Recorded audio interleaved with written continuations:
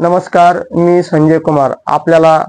आपण क्वेश्चन पेपरचा जो 10वी आहे त्याचा पॅटर्न पाहत आहोत. आणि आता आपण जो क्वेश्चन पाहणार आहोत तो आहे सेक्शन 4. म्हणजे ऑलरेडी आपण सेक्शन 3 पाहिलेले आहेत. सेक्शन 4 काय आहे बघा, नॉन टेक्स्चुअल पॅसेज. याला दुसरं नाव काय आहे, अनसीन पॅसेज. जे आपल्या पुस्तकातले जे पॅसेज असतात त्याला म्हणायचं सीन पॅसेज, आणि जे पॅसेज पुस्तकाच्या बाहेरचे असतात त्याला म्हणायचं अनसीन पॅसेज. तर आपल्याला 10 मार्कासाठी एक अनसीन पॅसेज येतो. आणि त्याचा जो पॅटर्न आहे, जे आपल्या पुस्तकातले जे पॅसेज आहेत त्याच्याच सारखाच याचा पॅटर्न आहे. म्हणजे याच्यामध्ये 5 क्वेश्चन असतात आणि एक क्वेश्चन 2 मार्काला असतो. बघा, हा जो अनसीन पॅसेज आहे तो क्वेश्चन 4 ए मध्ये आहे. काय येते, read the given passage and do the activities. हा प्रश्न आहे 10 मार्काला.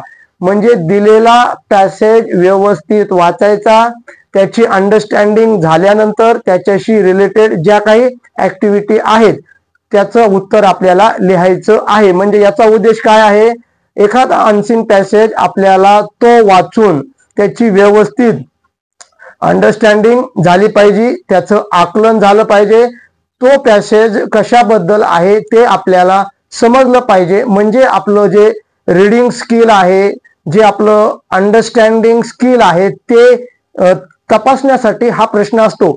आणि एकदा का पॅसेज व्यवस्थित जर आपल्याला समजला तर याच्यामध्ये आपल्याला 10 मार्क पडतात. बघा, A1 काय असतो question, fill in the blank. म्हणजे याच्यासारखा कुठलाही एक प्रश्न असतो जो की पॅसेजशी रिलेटेड असतो, त्याला 2 मार्काचा आहे A1.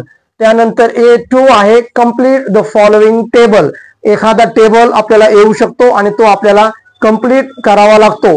ऑलरेडी जो आपला अगोदरचा जो पुस्तकातले पॅसेज असतात त्यानुसारच हे सुद्धा प्रश्न असतात. फक्त मी एक एक्झाम्पल आहे म्हणून हे मी सांगत आहे की कोणत्या प्रकारचे प्रश्न येतात. त्यानंतर बघा A3 मॅच द सिनोनिम्स. म्हणजे जोड्या लावा. याला सुद्धा 2 मार्क आहेत. त्यानंतर A4 आहे डू ॲज डायरेक्टेड. हा जो A4 आहे तो व्याकरणवर आधारित प्रश्न आहे. म्हणजे आपल्याला जे सिलेबस मध्ये व्याकरण आहे त्याच्यातले 2 पॉइंट याच्यामध्ये पडतात आणि हा आहे 2 मार्कासाठी. आणि A5 आपल्याला ऑलरेडी माहित आहे पर्सनल रिस्पॉन्स. म्हणजे जे तुमचं वैयक्तिक आन्सर आहे त्याच्याशी रिलेटेड हा प्रश्न असतो. म्हणजे जर तुम्ही हे 5 प्रश्न व्यवस्थित सोडवलेत, जर तुम्ही पॅसेज व्यवस्थित वाचला तर तुम्हाला यामध्ये आउट ऑफ 10 पैकी 10 मार्क पडतात. आणि हा प्रश्न सोडवण्यासाठी आपल्याला जास्तीत जास्त वेळेचं जे मॅनेजमेंट आहे, आपण या पॅसेजसाठी 20 मिनिट बाजूला काढणं आवश्यक आहे. त्यानंतर क्वेश्चन 4 मध्ये जो दुसरा क्वेश्चन आहे तो असतो बी, आणि तो आहे समरी रायटिंग. समरी रायटिंग म्हणजे जो तुम्हाला पॅसेज दिलेला आहे त्याचा सारांश आपल्याला आपल्या शब्दामध्ये लिहायचा असतो. आणि तो सारांश लिहिताना जर आपल्याला तो पॅसेज जर समजलेला असेल ना तर तो आपल्या भाषेमध्ये व्यवस्थित लिहायचंय. आपली वाक्यरचना ॲक्युरेट असली पाहिजे.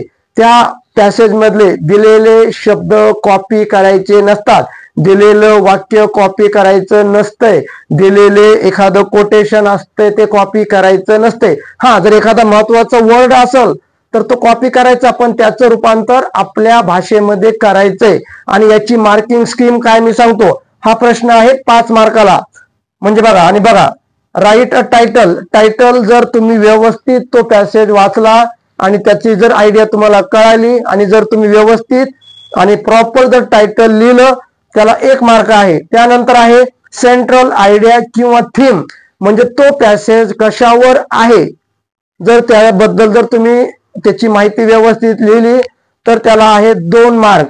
आणि लास्टचा पॉइंट सगळ्यात महत्वाचा आहे यूज ॲप्रोप्रिएट लँग्वेज. म्हणजे आपली वाक्यरचना, आपली वर्डिंग, आपले ग्रॅमॅटिकली वाक्यरचना, आपले पंक्च्युएशन मार्क हे जर व्यवस्थित असतील तर त्याला 2 मार्क आहेत. अशा रीतीनं question 4A section 4 non textual 10 + 5 असा 15 मार्काचा आहे. आणि या समरीसाठी आपल्याकडे वेळ आहे 15 मिनिट. राहिलेले आपण सेक्शन उद्या घेणार आहोत.